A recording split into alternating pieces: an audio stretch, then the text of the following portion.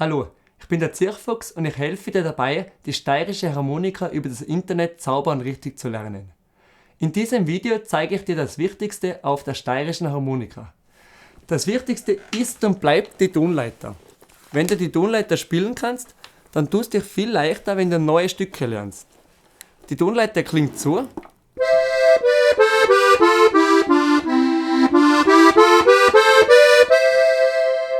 Und sehr viele Stücke sind genau auf die Tonleiter aufgebaut, wie zum Beispiel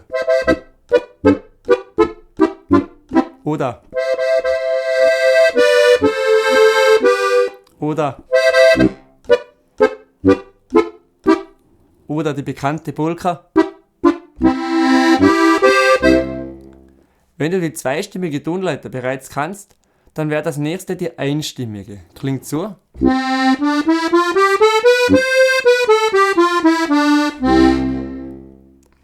Die verwende ich sehr gern fürs Begleiten, so zu Abschlüsse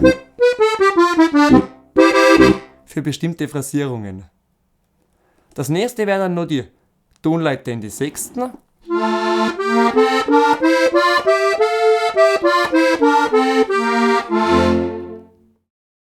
Wenn du die Tonleitern gerne nachlernen möchtest, im langsamen Tempo, wo du genau die Griffe siehst und wo ich dir zeige, wie man die richtig spielt und wo man sie überall einbaut, dann klick einfach hier.